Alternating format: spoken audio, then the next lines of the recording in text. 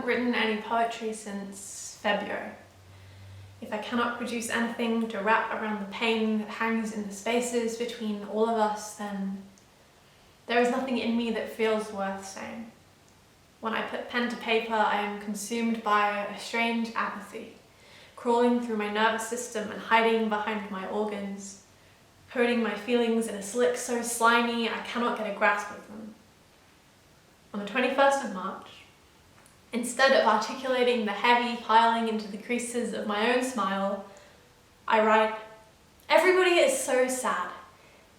That night I dreamt of a vague but familiar street. 5 down from my childhood home, I was tripping down concrete barefoot, mirrored by silhouettes and filled with something choking I couldn't quite feel, digging desperately into the cracks of pavement, searching. But aren't we all acting as if there is something missing? Something stuck in the cities and suburbs, hiding in the stacked bricks of alleyways.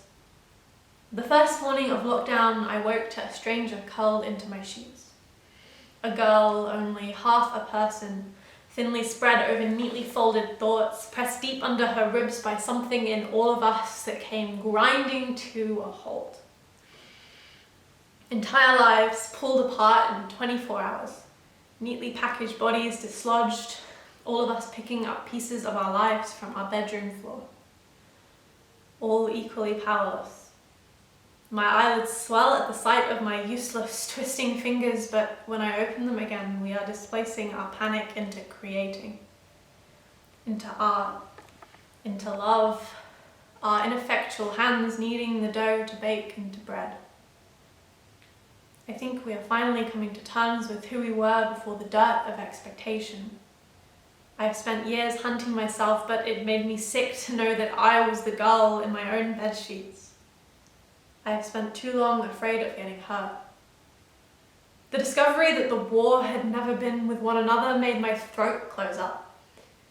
I have always been torn in between my own body and the world outside of it, caught in the crossroads of skin and air. I have not ever felt connected to anybody.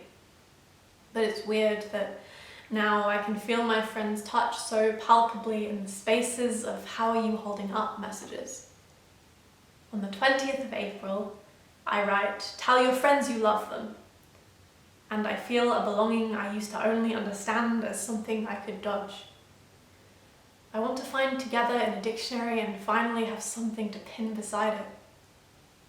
In my healing, I have been climbing to the roof of my house to stare through the windows at the people who can hold hands, practicing connection from a distance. My knees clamoring as I watch people throw joy at each other from separate ends of their driveway. When the sun sets, I try to write again.